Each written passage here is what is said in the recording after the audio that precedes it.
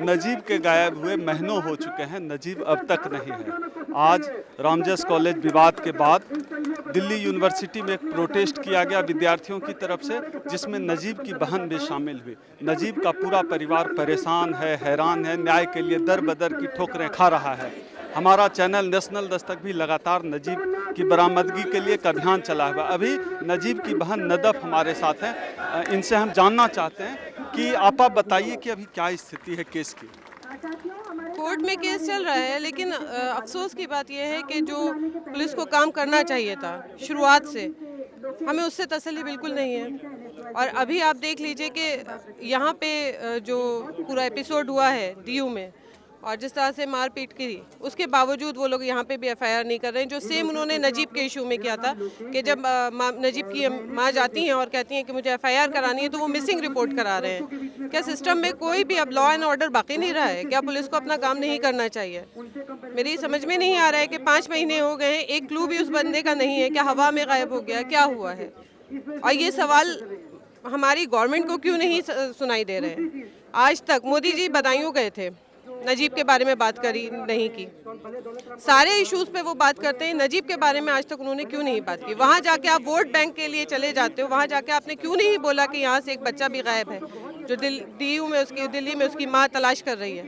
उसके बारे में उन्हें कोई परवाह नहीं है। तो क्या सारे नेता इसीलिए हैं कि सिर्फ अपने वोट बैंक के लिए लोगों को इस्तेमाल करते हैं? 5 महीने हो रहे हैं, आप खुद सोच सकते हैं कि क्या उस माँ का हशर होगा इस टाइम पे कि वो कितनी हिम्मत करके यहाँ वापस आती है, फिर लड़ती है, कहाँ कहाँ नहीं जा रही हैं, और सब तरफ से नाउमीदी हो रही है। अब सिर्फ हाई कोर्ट में जो केस चल रहा है उससे उम्मीद है कि शायद कुछ बात बने, लेकिन आखिरकार लौट के फिर करना दिल्ली पुलिस को ही है, करना तो हमारे सिस्टम में पुलिस ही है, लॉ एंड ऑर्डर कायम करने वाली पुलिस है। अगर पुलिस लॉ एंड ऑर्डर कायम नहीं करेगी तो कौन करेगा? सड़क पे चलने वाले लोग करेंगे। तो मेरी तो समझ में नहीं आ रहा है, हम लोगों को कुछ वाकई ही नहीं समझ में आ रहा है कि हम नजीब को कहाँ से ढूंढें, किधर से लेकर आए। पिछले दिनों एक मामला आया था कि पुलिस ने जो है आप लोगों के घर की तलाशी ली थी, वो क्या मामला? नजीब की नानी के घर पे रेड की गई थी सुबह 4 बजे, और घर में जाते हैं, घुसते हैं, और एक एक चीज़ वीडियो भी उन्होंने बनाया। एक एक जो लेडीज़ हैं घर में, आप अचानक से कैसे जा सकते हो? क्रिमिनल है, नजीब के घर वाले क्रिमिनल हैं क्या? आपने किस उस पर वहाँ जाके रेड की है? आपको कोई क्लू मिल रहा है? आप दिन नहीं था कि आप दिन में जाते वहाँ जाके तलाश करते? रात में आप 4 बजे पहुँच रहे हो, वहाँ लेडीज़ हैं घर में, और वहाँ जाके कह रहे हैं कि 3 फ्रिज क्यों हैं, 4 फ्रिज क्यों हैं? तुमसे क्या मतलब है 3 है या कि 4 है? तुमसे क्या मतलब है? तुम जिस काम के लिए लगाए गए हो वो काम क्यों नहीं कर रहे हो? और उसके बाद अगर माँ जो है आवाज़ उठाती है, प्रोटेस्ट करती है, तो उसी के खिलाफ वहाँ पे एफआईआर भी हो गई। ये सब क्या है? एक माँ को आंसू पोंछने की बजाय गवर्नमेंट क्या कर रही है? गवर्नमेंट से इंसान चुनता है इसलिए कि मुल्क में लॉ एंड ऑर्डर बने। इंसान, गवर्नमेंट अपना टैक्स दे रहा है, उसकी टैक्स से वो सैलरी पा रहे हैं। क्या इतना सा नहीं कर सकते कि कानून सही तरीके से चला दें हिंदुस्तान में? हर तरफ आप देख लीजिए, कहाँ प्रॉब्लम नहीं हो रही है, और सबको शिकायत है। चाहे वो रोहित वाला केस हो, चाहे वो दलितों के ऊपर अत्याचार हो, औरतों के ऊपर अत्याचार हो, क्या बिल्कुल लॉ एंड ऑर्डर खत्म होता जा रहा है हमारे इंडिया से?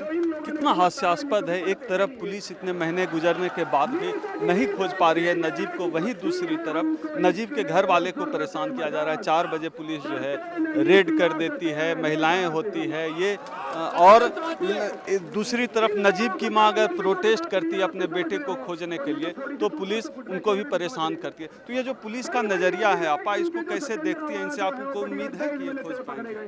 नहीं, उम्मीद तो देखिए, उम्मीद तो खत्म होती जा रही है ना। 5 महीने में आपके पास कोई क्लू नहीं है। जब नजीब की मदर फोन करके पूछती हैं तो कहते हैं हाँ हम काम कर रहे हैं। अरे काम कर रहे हैं तो काम का कोई रिजल्ट भी तो नजर आना चाहिए। आप इतने सुस्त कैसे हो सकते हैं कि 5 महीने में आपको कुछ नहीं मिला?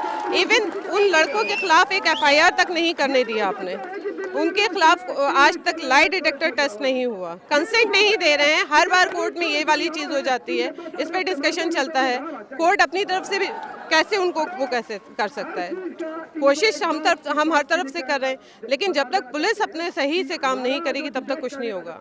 आप लोगों की मांगे क्या है इस पूरे सवाल पर? देखिए, सीधी सी एक ही मांग है शुरू से, नजीब कहाँ है उसको सही सलामत वापस लेकर आएं, कुछ तो बताएं कि कहाँ रखा हुआ है।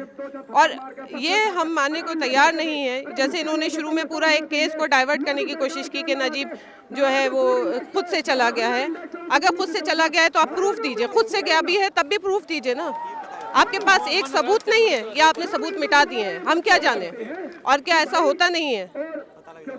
ऐसे लोग गायब हो जाते हैं और लोग सालों भटकते हैं। ये इसलिए नजीब का इशू उठ गया कि ये जेएनयू का था लड़का। अगर ये किसी और कॉलेज का होता तो शायद हम इतनी हिम्मत भी नहीं कर पाते ना। हजारों लड़के, हजारों बच्चे कॉलेजेस से इधर से उधर से उठा लिए जाते हैं, पता नहीं चलता है, बाद में कहीं और नजर आते हैं वो। तो नजीब के मामले में क्या हुआ? सवाल तो वही है ना, और डिमांड भी वही है कि नजीब लाइए वापस।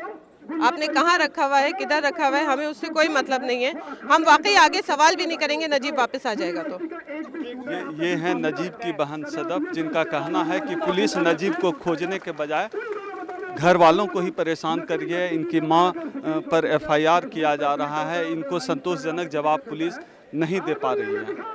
ये पुलिस चाहे जितने भी दावा करे वह पूरी तत्परता से मामले में खोजबीन करे। इनकी मांग है कि लाई डिटेक्टर टेस्ट किया जाए, एफआईआर किया जाए उनके खिलाफ, जिसने नजीब के साथ मारपीट की थी। लेकिन यह सवाल अभी तक बना हुआ है कि नजीब कहाँ है। कैमरामैन रैन के साथ ओम सुधा, नेशनल दफ्तर, दिल्ली यूनिवर्सिटी।